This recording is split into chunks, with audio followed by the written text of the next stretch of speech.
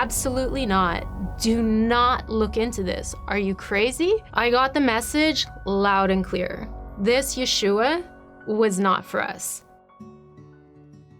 I grew up in a family that was, I would say, like conservadox. My mom grew up Orthodox, my dad grew up Reform, and they kind of switched places. My dad became more Orthodox, and my mom became less.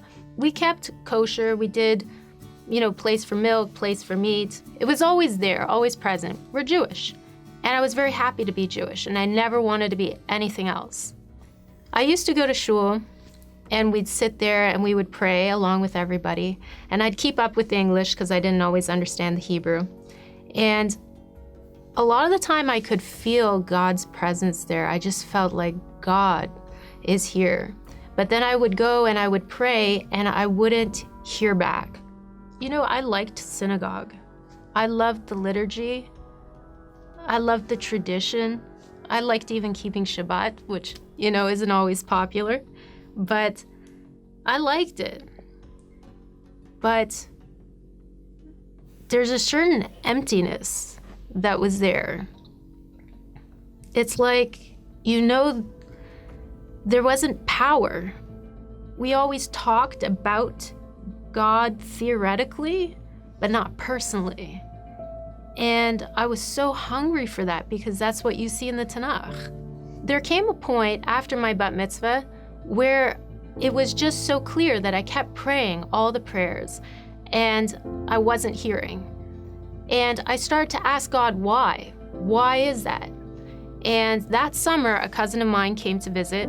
She'd just become a believer in Yeshua. And then she started talking to us about, Yeshua, could he actually be the Messiah? Really? I mean, what? Jesus is Yeshua? Jesus could possibly be the Messiah? It just seemed so, what? Something went off in my brain like, well, we're waiting for the Messiah.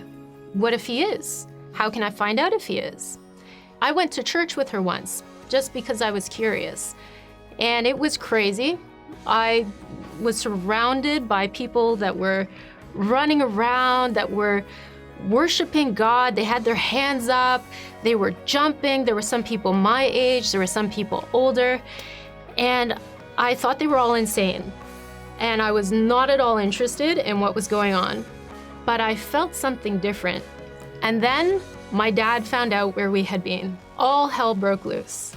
My dad freaked out and nearly kicked my cousin out of the house, and she was staying with us. He did not speak to us for 2 weeks. I talked with my sister and my brother because, we had all been together. What do you think? Could he be the Messiah? And my sister was horrified. It was like I just asked the most horrible thing ever, and I could feel this wall come up, absolutely not. Do not look into this. Are you crazy? She said to me, go and look into our own religion. You don't even know enough yet to even think about this. So I started on a path to become Orthodox because I figured that was the way to know God. So I started to look into the prophecies. I wanted to find out, who is the Messiah? What is the Messiah supposed to do? What do people say about the Messiah? As I read, the one that stood out to me the most was a prophet like Moses, a prophet like Moshe, and that everything that he spoke, we would be responsible for doing. And I just kept thinking, who is a prophet like Moshe, who did miracles like that? Somebody on that level. And there'd never been anyone like that, really, except for Yeshua. So my sister went away for a year to kind of find herself. And when she got back, I knew that something had changed inside of her. I noticed such a difference in my sister. And when you grow up with somebody, you can really tell when they're faking it or when they're not. And I could see that something so significant happened in her life. She had a deep anchor, and I needed it. She ended up becoming a believer in Yeshua. I wanted that dream. I wanted that vision. I wanted that lightning experience for God to prove that He's real to me.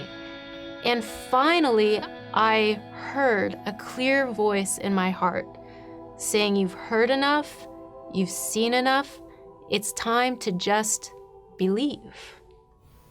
I couldn't deny that Yeshua was real, but I was faced with this dilemma of my dad, my friends. What's gonna happen? It was such a big struggle in my heart.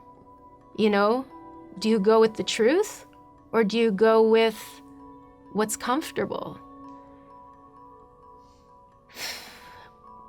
But you know, at the end, I couldn't say no. I knew He was real. I knew He was true. And it was like, okay, I'm doing it. It's happening. My dad was like Mount Vesuvius erupting. He was so hurt. You know, he took it very personally. Like, why are you betraying me? What did I do wrong? Your grandparents would be rolling over in their graves if they could hear this. You know, it would have been better if I was a drug addict than believe in Yeshua. Anything except Yeshua. Whatever the cost was, I figured it's worth it. I love my family more than anything, and I want them to accept me. But sometimes when you say or you choose a side, you have to choose it and you stand on it. I mean, to have a close relationship with God, the truth is worth it. Life with Yeshua would be worth it.